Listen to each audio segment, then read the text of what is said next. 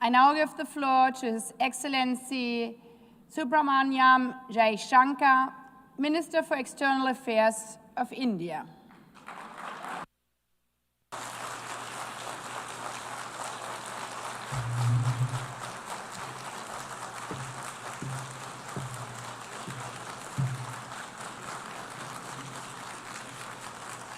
Madam President, Excellencies, ladies and gentlemen, Namaskar from the people of Bharat. We are gathered here 8 decades since the founding of this unique body. The UN Charter calls on us not just to prevent war, but to build peace. Not just to defend rights, but to uphold the dignity of every human being. It challenges us to stand as good neighbors, uniting our strength so that generations to come inherit a world of justice, of progress, and of lasting freedom. Madam President, forces unleashed by history since the founding of the UN propelled this body forward. As decolonization advanced, the world began to return to its natural diversity. The membership of the United Nations quadrupled, and the organization's role and remit grew significantly. In the era of globalization, its agenda evolved even further. Development goals took center stage, even as climate change emerged as a shared priority.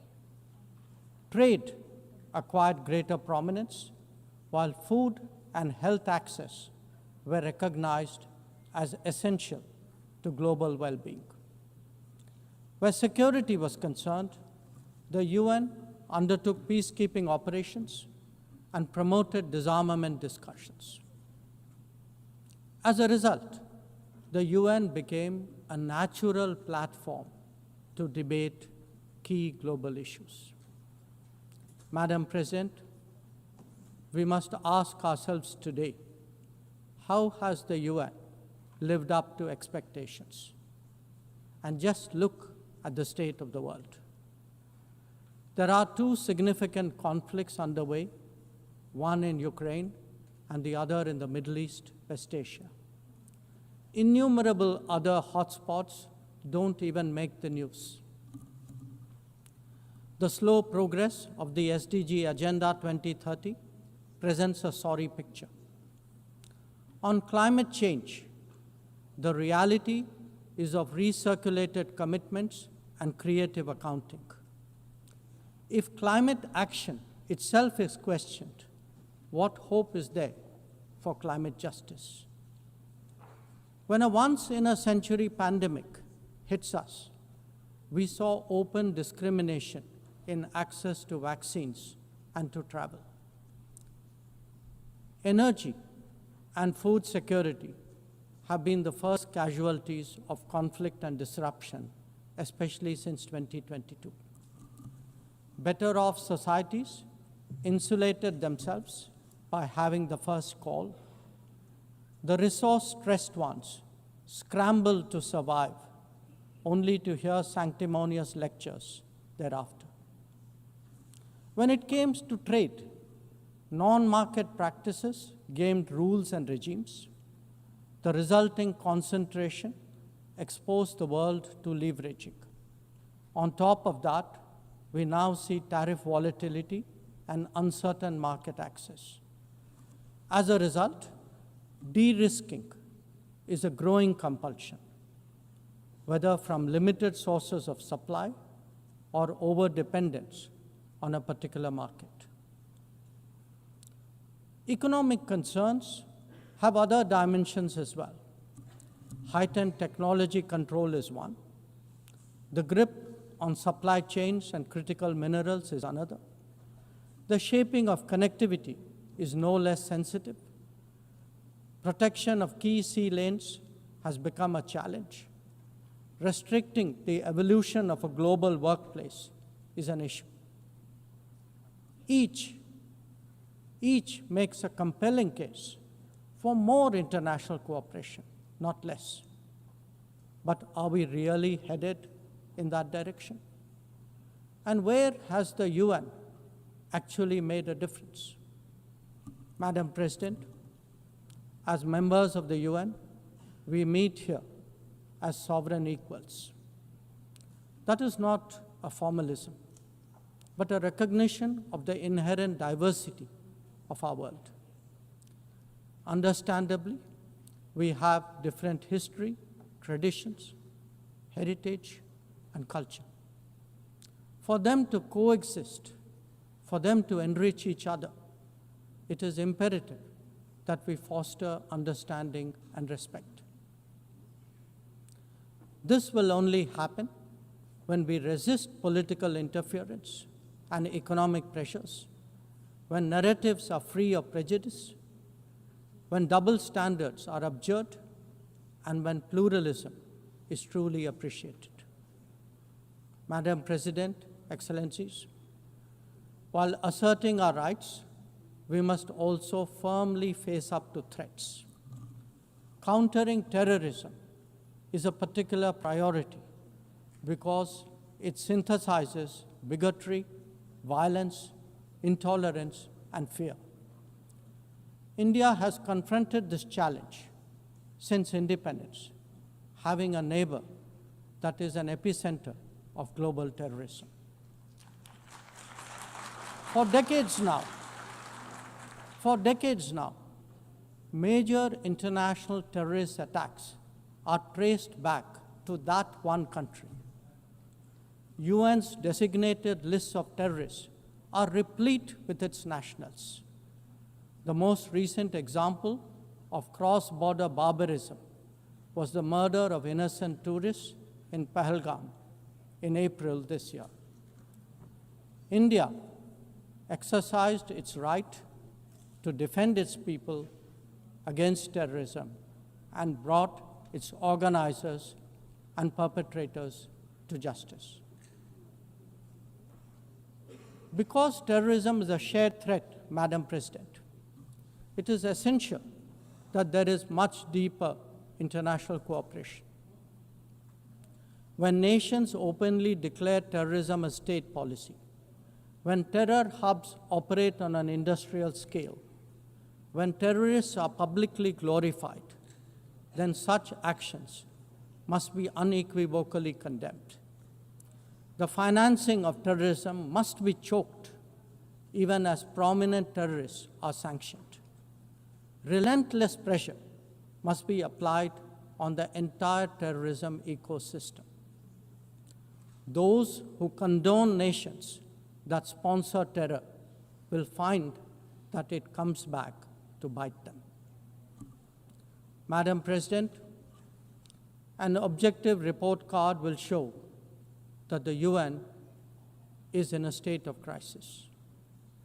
When peace is under threat from conflicts, when development is derailed by lack of resources, when human rights are violated by terrorism, the UN remains gridlocked. As its ability to forge common ground diminishes, belief in multilateralism also recedes. Central to the erosion of the UN's credibility has been resistance to reform. Most members strongly desire change, but the process is being made an obstacle to the outcome. It is imperative that we see through this cynicism and purposefully address the reform agenda.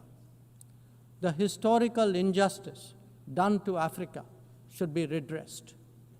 Both permanent and non-permanent membership of the Council must be expanded. A reformed Council must be truly representative, and India stands ready to assume greater responsibilities. Madam President, today the predicament of the Global South is especially acute. Bharat, under the leadership of Prime Minister Narendra Modi, believes that it has both a duty to contribute and an obligation to motivate.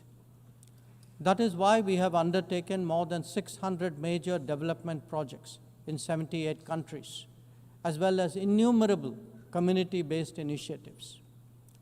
They range from large infrastructure to small livelihoods, from capacity building to people's welfare, from concrete assets to education and training. Turbulent times require that we step forward during moments of crisis. India has been forthcoming in that regard, especially in its immediate vicinity. Whether it is finance, food, fertilizer, or fuel, we have responded to the urgent requirements of our neighbors. Madam President, climate events and conflicts have created a demand for HADR assistance. Reflecting our growing capabilities, Bharat has endeavored to be a first responder. Be it essential medicines or relief supplies, the operations of a field hospital or limb fitment camps, these efforts covered 19 nations last year. The people of Afghanistan and those of Myanmar saw India extend its hand during recent earthquakes. Our efforts at ensuring safe commerce, combating piracy, and preventing attacks on shipping in the Northern Arabian Sea also bear mention. And the Indian tradition of UN peacekeeping operations continues in the Democratic Republic of Congo, in Western Sahara, Central African Republic, Golan Heights, Cyprus, Lebanon, Abyei, South Sudan, and Somalia.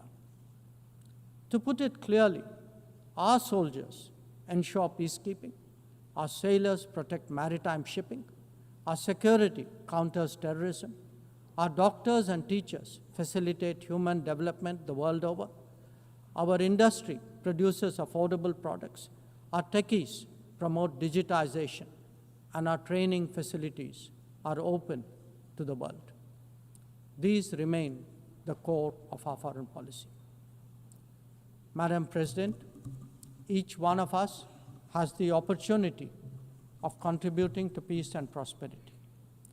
In the case of conflicts, especially Ukraine and Gaza, even those not directly involved have felt its impact. Nations who can engage all sides must step up in the search for solutions. India calls for an end to hostilities and will support any initiative that will help restore peace. The last decade in Bharat has also seen transformative changes due to the vision of Prime Minister Modi. Our digital public infrastructure has redefined governance and enabled delivery of public services on an unprecedented scale. Our startup ecosystem, innovation culture, and microfinance are changing the face of society. Our rapidly growing infrastructure facilitates both ease of doing business and ease of living for citizens. India remains committed to sharing its experiences and tools with others on their journey of development. Artificial intelligence as a horizontal and cross-cutting technology has a particular promise for development. India's approach is to harness it responsibly for human welfare. Inclusion and impact will be the watchwords for the summit that India will host in 2026. Madam President, Bharat approaches the contemporary world guided by three key concepts. One, Atma Nirbharta, or self-reliance. That means developing our own capabilities, building our own strengths, and nurturing our own talent. We see its results already, be it in manufacturing, in space programs, in pharma production, or in digital applications. Make, innovate, and design in India also benefit the world.